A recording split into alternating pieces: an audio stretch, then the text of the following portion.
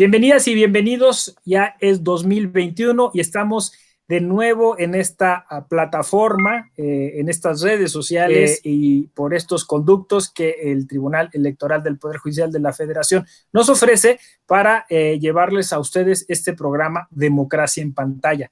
Democracia en Pantalla que desde su nacimiento pues ha tenido como cometido el analizar series de televisión y películas que tengan que ver con el tema electoral, los derechos políticos, la Constitución, y es el caso que nos acompaña el doctor Diego Guerrero. Bienvenido, Diego. José Ramón, un placer estar aquí en tu programa, que además es uno de los referentes más importantes para hablar sobre el derecho, para hablar sobre el cine y sobre todo de las series, y ser un espectro que nos permite esta relación que muchas veces es un trampolín y que además es una herramienta fundamental para poder entender muchos temas que si tratáramos de ocupar una presentación o llevar un libro, quizá quedarían muchos hilos en el aire, pero gracias a las series, gracias al cine, podemos profundizar y además que se nos queden hasta con mayor intensidad grabadas las condiciones que se van presentando y que a veces, como hemos visto en la semana pasada, en el caso de Estados Unidos, la realidad puede superar la ficción. Sí, exactamente. Se me olvidó decirles, pero creo que es tiempo al auditorio, que tú eres profesor y un referente en la Facultad de Derecho de la UNAM y también conductor en Canal 22, y pues nos da mucho gusto porque estas, digamos, dos vertientes nos van a ayudar mucho. Y qué bueno que citas justo el proceso electoral norteamericano, porque hoy vamos a hablar de House of Cards, y House of Cards es siempre un referente de una especie de profética política o de profética electoral, ¿no? O sea, hay quien, así como en Los Simpson dicen que se encuentran cosas del presente, ¿no? Claro. O del futuro. En el caso de House of Cards, siempre que pasa algo político, sale a relucir la serie, ¿no? En algún capítulo, Frank Underwood dijo algo o lo relacionan con alguna cuestión. Sí, la verdad es que precisamente este referente de las elecciones en Estados Unidos, quizá uno prende la televisión y parecería que estábamos prendiendo Netflix y estábamos viendo la serie de House of Cards. O sea, pudo haber sido una estrategia de Frank Underwood para mantenerse en la presidencia, ¿no? Porque eso es precisamente lo que nos lleva. El inicio de la serie se me hace espectacular. Esta imagen que tiene Frank y este manejo de cámaras, quizá ya pensándolo en esta técnica que utilizan de la serie, pero esta posibilidad de que él le habla constantemente al espectador de lo que está pensando, de la estrategia que va a utilizar. Y nos lleva en un inicio a la parte política, ¿no? Que seguramente muchos en la política cuando se introducen tienen aspiraciones, tienen algún proyecto, y surge eso cuando Garrett, Walter, que es el que es el primer presidente, que aparece en la serie, gana la presidencia y Frank Underwood lo apoyó durante la campaña, con la promesa de que él iba a formar parte del gabinete. ¿Cuántas veces hemos escuchado esta historia? Y en la expectativa que se va generando este actor político, que al final pues se le manda a llamar y se le dice que no, no le dicen que no va a ser secretario, sino que el presidente lo necesita más en el Congreso, lo necesita como un negociador en el Congreso, y que de aquí se desprende esa ambición del protagonista por querer alcanzar, a costa de lo que fuera, este poder que ha ido construyendo y la experiencia, porque quizá ver en esta parte en Estados Unidos esta posibilidad de la reelección. Estamos hablando de un congresista que lleva 11 procesos ganados, o sea, lleva más de 30 años en el Congreso y que le da este referente de entenderlo precisamente con toda esta experiencia, ¿no? Entonces, la verdad es que con este inicio de la serie nos lleva a entender muchas cosas. El pasado histórico de un personaje que de pronto el que iba a ser secretario, pues había hecho declaraciones sobre el conflicto palestino en su juventud. Ahora sí que somos esclavos de nuestra historia. Lo que digamos ahorita o lo que hayamos escrito en un Twitter en el 2007, 2009, ahí se queda. Lo que hayamos escrito ahí se queda permanentemente. Es muy curioso cuando vemos a los políticos que dicen una cosa y hay posibilidad de regresar al pasado y preguntarles ¿por qué no pensaba lo mismo antes del 2012? O sea, hay esta contradicción. Y eso surge, o sea, de pronto ver cómo un político cuando está en esta posición, somos esclavos de lo que decimos y esa es una de las enseñanzas también que nos lleva a la serie, que bueno, son 6 temporadas, de 13 capítulos cada una, la última nada más es de 8 capítulos, que bueno, ya platicaremos también de ella, ¿no? Sí, mira, ciertamente estas dos cosas que dices son sumamente, digamos, simbólicas o icónicas en torno a lo que algunas y algunos consideran la mejor serie política de todos los tiempos. Quizá ahí un poco como contendiente West Wing, o Borgen, ¿no? Pero, o sea, un buen sector dice que es la mejor serie. Y justo por esos elementos que mencionas, ¿no? O sea, es decir, realpolitik, ¿no? Un realismo muy crudo, un lenguaje muy directo y luego esta estrategia, digamos, de dirección, de romper la cuarta pared, ¿no? Entonces Frank Underwood se dirige al espectador constantemente como para hacernos cómplices, ¿no? Y eso genera pues un acercamiento a la serie muy peculiar. Tú te vas, bueno, enterando de un poco de esta trama, de estas conspiraciones, de estos pactos secretos, ¿no? Y así se va construyendo esta historia, ¿no? O sea, como si fuera una historia, vamos a decirlo así, entre dos mundos, ¿no? El mundo formal y el tras bambalinas de la política, ¿no? Y qué mejor que lo haga un personaje que es un cabildero, ¿no? Por decirlo de una forma, y que tú sabes que se va a convertir en presidente. Y que se ha convertido en presidente, y esta figura del cabildero, porque hay muchos, o sea, es eso lo que se hace mucho en el Congreso en Estados Unidos. Yo creo que juega una imagen maravillosa de la primera temporada. A mí la primera creo que es la que te engancha y te sigue llevando a las siguientes temporadas, pero a mí mi favorita Sí. es la primera. Esto que dices del control político y del poder sobre el poder de una persona sobre otra, ¿no? El caso de una figura que se llama Peter Russo, que es un congresista que tiene estas fascinaciones por la prostitución, por tener relaciones con prostitutas y también por la droga, ¿no?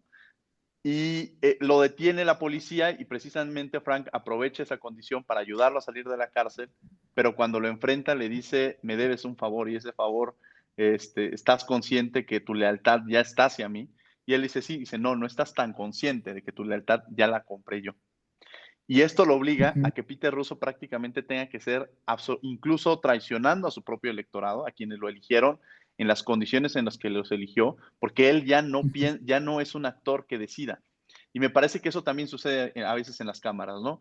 Pueden haber muchos congresistas, puede haber senadores, pero al final hay estos actores que van moviendo y tejiendo las condiciones que se van presentando. Y Peter Russo llega a hacer eso, o sea, llega a volverse ese actor que nos lleva. Una parte también que nos enseña es esta relación con los periodistas, ¿no? Esta relación de la ambición, o sea, es la ambición del político, pero creo que la ambición no solamente se ejerce a una sola profesión, sino la ambición está en todos lados. A veces pareciera que ser político está mal. Es más, siempre decir, la forma de hacer política ahora es yo no soy político, soy ciudadano. En todo el mundo, ¿no? Pero la realidad es que desde que eres un ciudadano, todos los políticos son ciudadanos. Desde que un ciudadano empieza a hacer política, pues te volviste político. O sea, no puedes negar esa parte. Entonces, en todas las actividades que se realizan, la política está presente y también la ambición. La ambición no forma parte solamente de esto. Y de pronto vemos también en el periodismo, ¿no? Esta periodista Zoe que quiere seguir creciendo y que se acerca a Frank Underwood con este trato en el cual hay una seducción, ¿no? Utiliza una seducción para llegar a él y que después junta el trabajo con esta relación que se va gestando al grado que ella para seguir teniendo este privilegio, termina estando a las condiciones de Frank Underwood, cuando él quiera y como él quiera, ¿no? Porque llega un momento en que las lecciones de vida de Frank Underwood, todo se trata de sexo, menos el sexo. Menos el sexo se trata de poder. Eso dice Exactamente. Frank Underwood. Y eso tiene todo un esquema porque es precisamente cuando ella le dice, oye, pues ya nada más mantengámonos una actividad laboral, ¿no? O sea, ya no vamos a tener relaciones y dice, está bien. Entonces a ella le deja llegar información y un día le habla y le dice, oye, me hablé con tu jefe, me habló tu jefe de prensa y me dio una información, pero nada más eso. Dice, claro, pues quedamos en que ya no íbamos a tener sexo y que nuestra relación iba a ser profesional. Ese es el trato que le doy a los profesionales. O sea, la condición de que tú y yo tuviéramos esta es porque había un vínculo personal, ¿no? Claro. Y eso también marca, y además es un acuerdo que ellos mismos establecen, ¿no? O sea, aquí no podemos hablar es un contexto que ellos mismos van marcando y que lo lleva a esta relación, que al final empieza a mostrar esta protección de Frank Underwood al grado de que, pues iba a parecer que estamos informando de lo que pasa en la serie, pero toma ciertas decisiones de quitarle incluso la vida en su momento a Zoe por la información que tenía y cuando ya no le sirven las personas a Frank Underwood con esta frialdad que lo caracteriza, pues las va eliminando, ¿no? Va alejando a aquellos que ya no requiere en su camino para llegar a su fin, que su fin es precisamente, como lo decías, la presidencia, ¿no? Y cómo va escalando, o sea, la estrategia que va marcando de ser un congresista a hacer con todos los tejes y manejes para que el que es vicepresidente se vaya a competir para gobernador y deje ese espacio abierto, ya no iba por una secretaría, ya él iba por la vicepresidencia y como ya en la vicepresidencia, él ya no, o sea, él cuando iba por la vicepresidencia estaba pensando en la presidencia, cómo lograr ese espacio, porque ya no había ni lealtad ni hacia nadie, porque no le habían cumplido desde el primer inicio este acuerdo político que existía, ¿no? Sí, mira, varias cosas de las que dices, ¿no? Esta clase política a la que te referías, ¿no? Ese marcado presidencialismo, esta estrategia de Frank Underwood, donde él mismo lo dice en otra lección de vida, ¿no?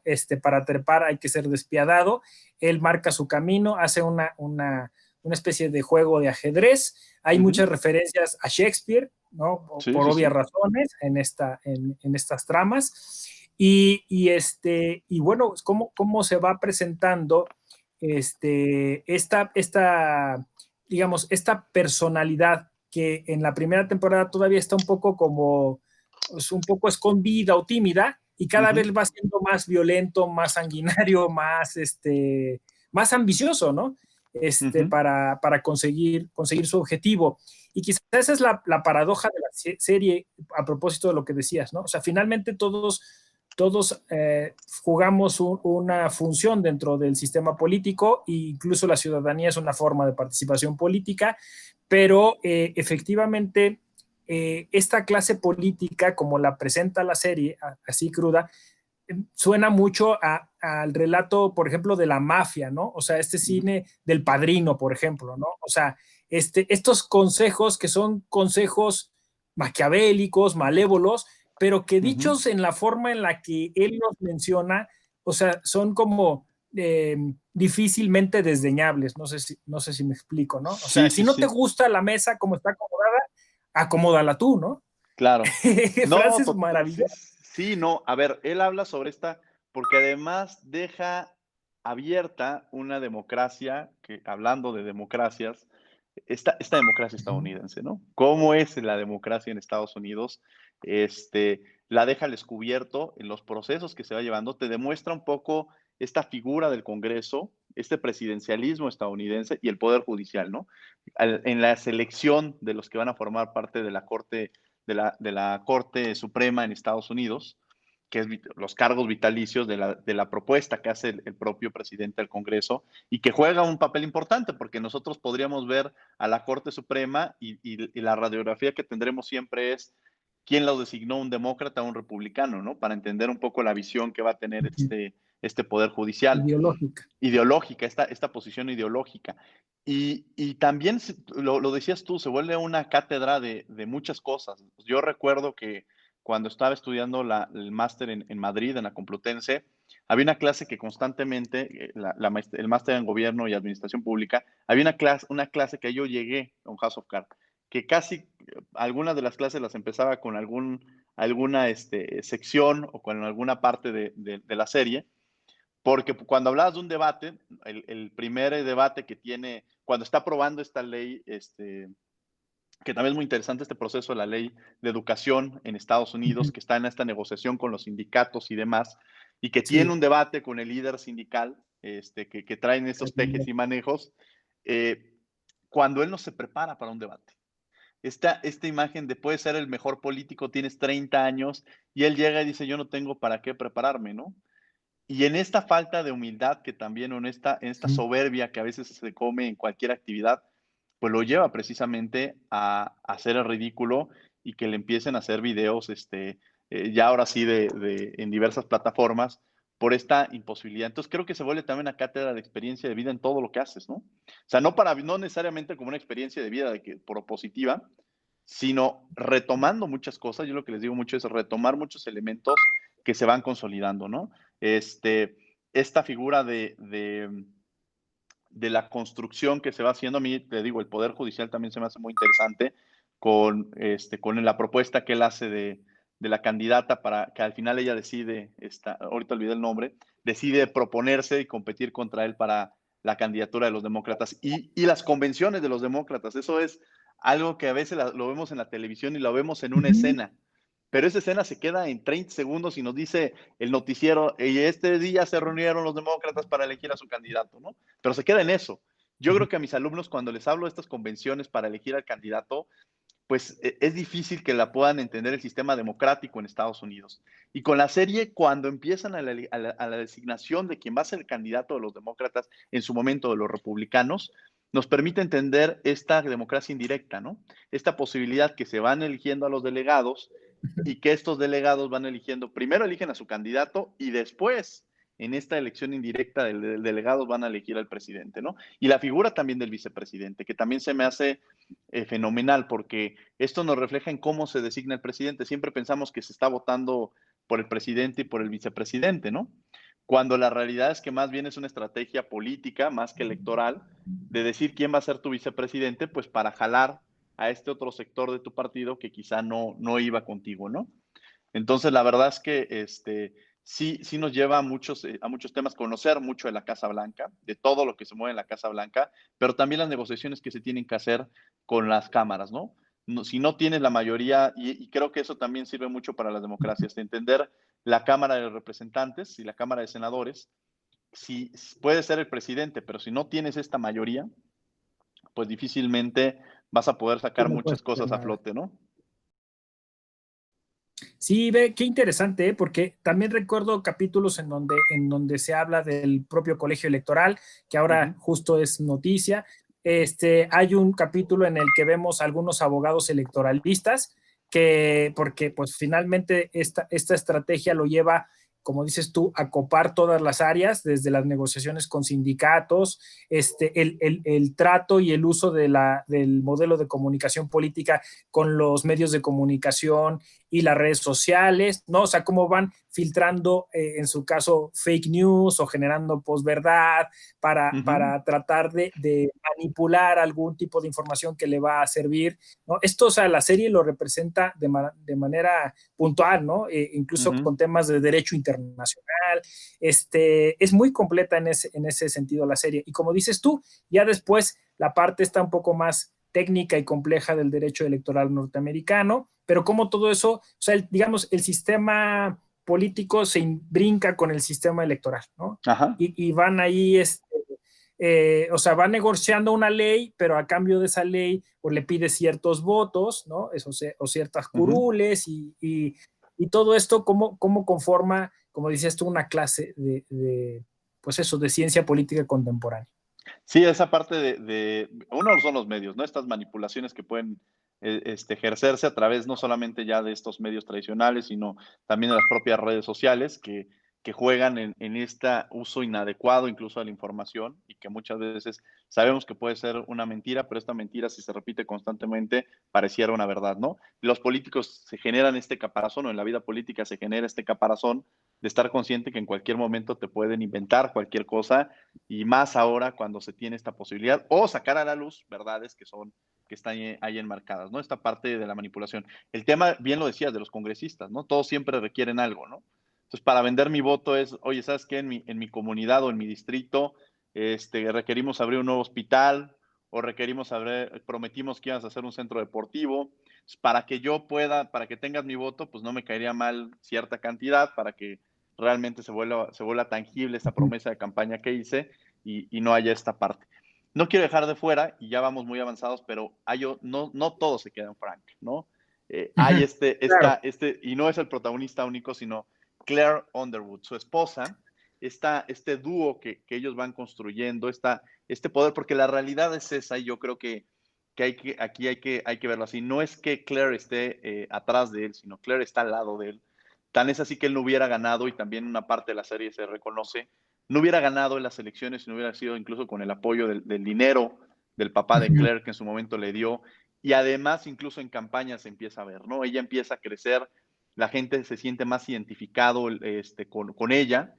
Incluso de la primera temporada a la quinta temporada, ya ahorita no entraríamos a la sexta, pero de la primera a la quinta, el personaje empieza a crecer el de Claire y se vuelve prácticamente no hay, o si contáramos los tiempos, es, es, duran el mismo tiempo en pantalla y sí, haciendo cosas muy interesantes, porque al final ella la que lo ayuda incluso a mantenerse en la presidencia, con un acuerdo que tienen que se vuelve más político, porque incluso tiene una relación abierta en la cual ella sabe que él tiene amantes y él sabe que ella tiene también un amante y lo entienden y además lo aceptan y lo reconocen, incluso aceptan. sí, incluso hasta lo promueven, dicen, te veo más contenta cuando estás con él, entonces no lo corras, déjalo aquí, ¿no? O sea, es este acuerdo que ellos traen y que Claire incluso empieza a volverse hasta en la figura diplomática, queriendo romper, y me parece que este mensaje también entra, dejar de ser la esposa del presidente, sino que Claire tiene todas las cartas para poder incluso ocupar un cargo diplomático y donde le empiezan a pegar es diciendo que, bueno, es la esposa del presidente, es la primera dama. Y me parece que en esta parte lo que se está rompiendo es reconocer, y muchas veces pasa en la política que se les quiere ocupar o se les quiere encasillar como la esposa de, ¿no? Entonces aquí la enseñanza también que nos da es una mujer que tiene todas las cartas, para poder incluso para llegar a ser presidenta de los Estados Unidos, ¿no? Entonces, esta imagen también nos lleva, y atrás de cámaras, un poco ya viendo las notas, esto también demostraba las grandes desigualdades sociales y laborales, porque desde que la primera temporada lo que ganaba el protagonista que hacía Frank Underwood, Kevin Spacey, que después tiene ahí un problema que por eso ya no sale en la sexta temporada, pero él ganaba casi $1 millón por, por capítulo. En tanto, la figura de Claire ganaba $420,000. Entonces, siendo los dos protagonistas, apareciendo prácticamente al mismo tiempo, también mostraba estas grandes desigualdades laborales que muchas veces se ven cuando un hombre y una mujer desempeñan la misma actividad y los sueldos son Sí. distintos. Y ella lo hace público, incluso ella amenaza a los productores diciéndoles, si después de la tercera negociación, si ustedes no me pagan lo mismo que le están pagando a él, yo lo voy a hacer público y en una Me voy. conferencia, primero amenaza de me voy y ya después la dejan, pero ella se publicó que estaba ganando menos, ¿no? Entonces creo que también es una forma muy interesante de entender este personaje que ya en la sexta temporada pues se vuelve la protagonista por los escándalos que tenía el protagonista de abuso sexual incluso, Ujú, adecuadamente la producción decide separarlo. Adecuadamente me refiero por lo que se estaba, por el mensaje que se mandaba como Netflix, ¿no? Sí me parece, y ahí sí creo que se rompen muchos esquemas, que se le tendría que abrir un nuevo espacio porque se queda, a diferencia de los otros que eran de 13 capítulos, lo cierran en 8 capítulos y dejan muchos hilos al aire que no logran concretarse. Yo creo que lo que querían también era ya romper con la imagen, porque a lo largo de toda esta sexta temporada, que fue muy criticada, fue muy cuestionada, lo que surge precisamente es que se olvidan, tratan de romper una forma muy poco alineada esta figura de Frank Underwood, como que lo desaparecen naturalmente porque no había otra forma, lo matan de forma inesperada y la serie también no termina como yo creo que estaba programada que terminara, ¿no?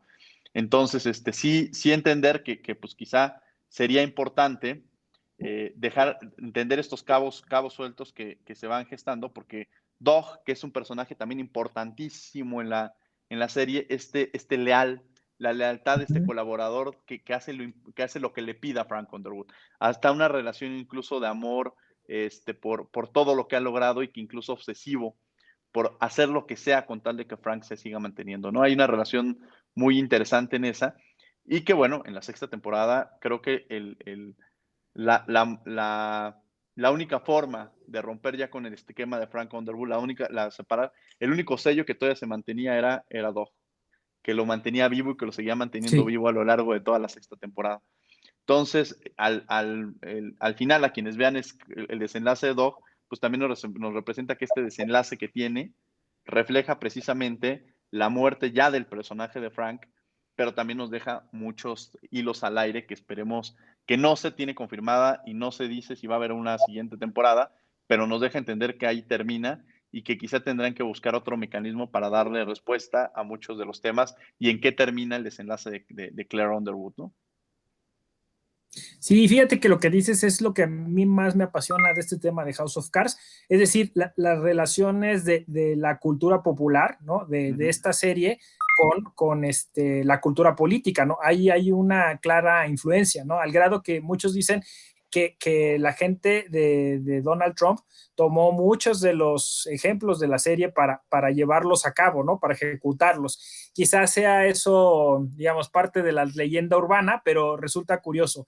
Y cómo Netflix no puede explicarse sin House of Cards y viceversa, ¿no? Y que viene a constituir también un hito histórico, pues el Me Too y todas estas luchas que se dieron y que empezaron justo a generar pues estas, vamos a decirlo así, golpes de mesa, ¿no? De las compañías grandes, pues igual para no perder su público, para comportarse en los estándares de lo políticamente correcto, pero importante, ¿no? Es el caso también de Johnny Depp, ¿no? Que ahora está también librando algunos juicios en ese sentido. Grandes figuras que en otros tiempos hubieran sido imbatibles, ¿no? Y que ahora pues los vemos eso pues pagando por sus malos actos, ¿no? Y como dices tú, pues por una cuestión que tiene que ser así. Entonces a mí siempre me ha apasionado esto, como ese desdoble, ¿no? O sea, cómo la serie vive y cómo la vida y también va nutriendo a la propia serie y creo que es el caso, por ejemplo, también de Game of Thrones, ¿no? O sea, que Sí, es sí, otra de sí. las grandes series, ¿no? Y nada más me acordaba de una cosa bien curiosa y bien peculiar de aquel presidente municipal de Tlaxcala que se echó un speech básicamente doblando, ¿no? Sí, Traduciendo un discurso de Frank Underwood hasta que alguien lo notó, ¿no? Se le sonó familiar y lo subieron a redes sociales. Pero para que se vea cómo hay un impacto de estos productos en la cultura política. pero además, fíjate, aquí lo traía yo también lo de Tlaxcala, porque este personaje que hace esta traducción, o sea, ocupa el discurso de House of Cards, en uno de los discursos de Frank Underwood, y pues obviamente se detecta, lo hacen público, le empiezan a hacer memes y demás. Lo interesante es la respuesta que tiene la producción de House of Cards, porque cuando él hace este video en la mañana y se vuelve noticia nacional en México, en la noche, Netflix saca a Dog hablando y diciendo, muchos quieren ser como Frank Underwood. Sé que el pueblo de México tiene un personaje que lo ha querido hacer, ¿no? Entonces le contestan, o sea, en esta maniobra de mercadotecnia, Dog hace Publicitaria. una publicitaria, contesta y ayuda desde luego mucho que el cuate de Tlaxcala ya lo vuelve a tomar como broma, porque les vuelve a contestar y dice, no es que te estaba imitando, Frank, quería llamar tu atención, ¿no? Entonces, digo, él ya utilizando esta parte, pero es esa creatividad que tiene la producción y que lo hace vivo, porque al final creo que hay ciertos personajes que se comen al artista, que a veces olvidas quién es el artista, y en el caso se dice que incluso los creadores de House of Cards decían, si Kevin Spacey no acepta ser Frank Underwood, no la sacamos.